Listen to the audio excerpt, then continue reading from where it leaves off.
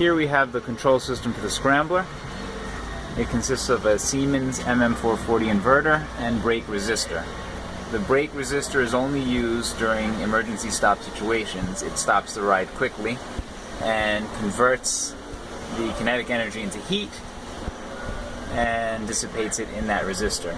If it ever overheats, it sends a signal to the PLC, and before it burns out, emergency stops the ride and then needs to be physically reset on the PLC.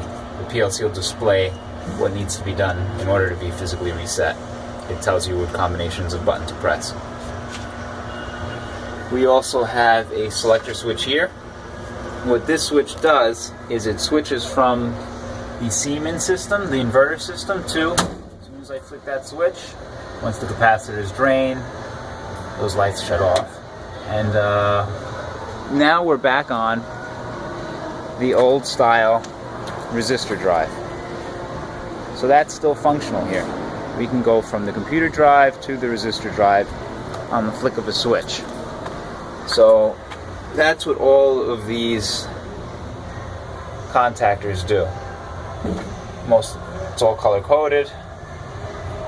We can switch from the computer to the inverter. Now what happens is the main problem is the motor needs to be configured in two different ways depending on if we're driving it from an inverter or a resistor bank.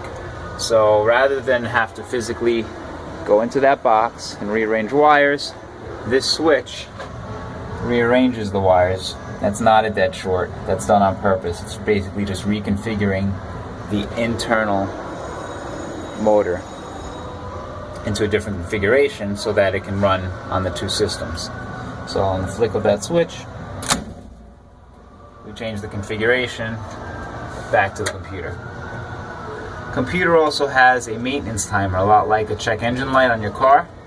It'll tell me how many revolutions till I need to grease the middle, the sweeps, change the bearings, and the bearings are on a countdown timer. I went with the manufacturer's rated spec. I did some simple math, figured it was about 2 1/4 revolutions per whole revolution on the bearing. Every 1 revolution of the Scrambler gives you about 2 1/4 revolutions of those bearings that need to be changed. So based on that simple math, we get the countdown timer for the bearings on the PLC. Once you change those bearings, you go into the system, it'll tell you replace bearings. Once you replace the bearings, you have to type in a certain code that the PLC will tell you when it's time, and it'll reset the counter. If any of these counters count down to 0, you'll get an indicator light on the panel. You can open the door and see what maintenance requirements are required, and you can add as many of those as you want. We have circuit breakers for the lights. We have a fuse for the heater. Now that's a little 20-watt heater. When the power is off, the heater automatically turns on. Just keeps the cabinet a degree or two hotter, preventing condensation from forming, being as this is all outdoors. We have our chokes. It filters the sine wave, being as how that's an ancient 1950s motor, not really designed to run on a choppy sine wave.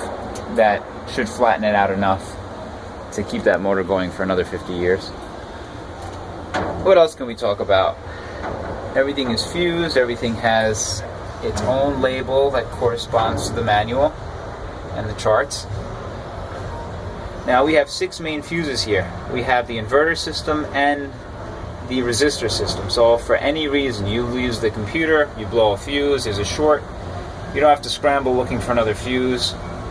You flick that switch, it's a completely independent system, independent fusing, independent relays, contactors. So the ride will never be down as far as the drive system is concerned. This key switch is in order to comply with the new standards NARSO is setting, and it's a lockout tagout. You turn that key, everything shuts down. The lighting can't be turned on, the inverter can't be turned down, and it's a redundant system. If you open that box, you'll see that it not only controls the main breaker, but it also controls each individual system in case somebody decides to be smart and say, oh, I can jump out the main system and I can get power. It can't. It's locked out on every single system. Lighting, backup system, main system. There's nothing they can do. If that key is turned, put that key in your pocket, close this cabinet. Also has another place for a secondary lockout. There's no way you're getting power to the ride, no matter what you do. We have the older fluid clutch system. Now with the fluid clutch, you want to get that motor spinning quickly initially in order to push that fluid to the side and get that ride moving. The direct drive systems, you want the inverter to do the ramping and have the motor start up slowly.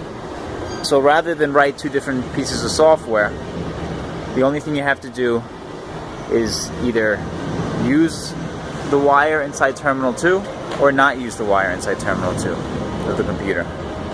When that wire is plugged in, the initial start press is going to create a secondary ramp time which ramps the motor up quickly for the first 2 seconds.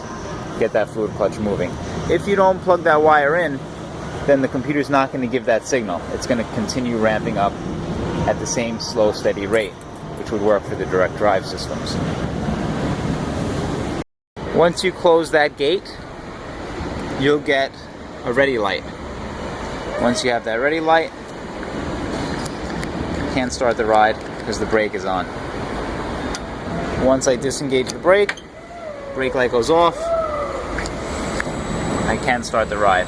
Again, we have a quick ramp, so we get that fluid clutch moving. And after that initial quick ramp, we can get going.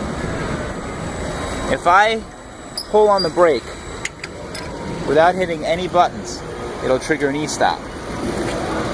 An e-stop ramp that'll stop the ride quickly within 6 seconds.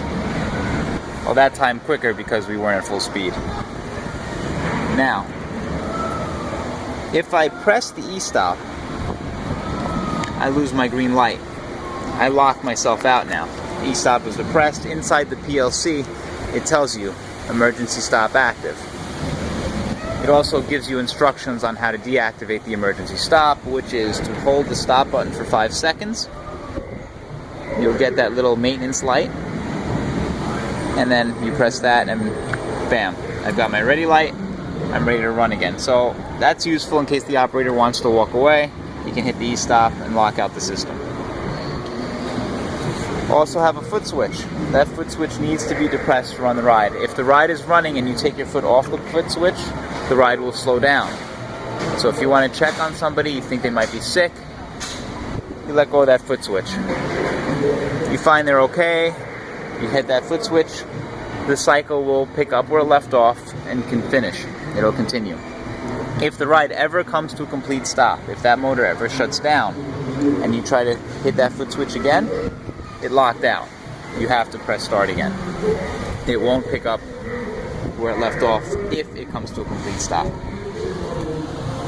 So here's an example. I've hit my e-stop. I lost my ready light. Why don't I have a ready light? Any little thing that happens with this system, you can go back to your PLC.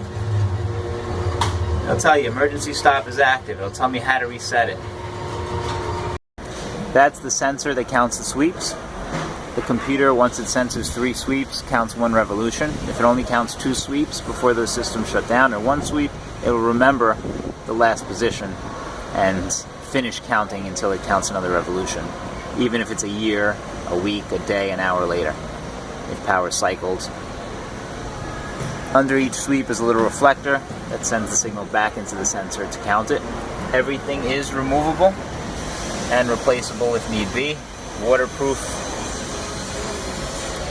so it can be taken on the road.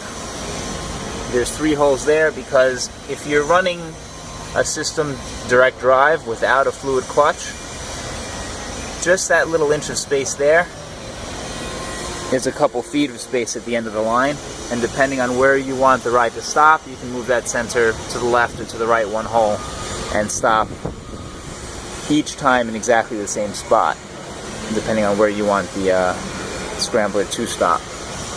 So rather than go back into the software and reprogram it, you can just move that sensor left or right.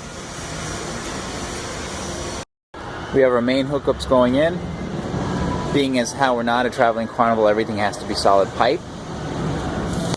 But this computer is designed to go on the road if need be. All the connectors are removable. This is your main control panel connector. You turn that wire, even with the power on, it automatically will shut down. All weather sealed. Only goes in one way.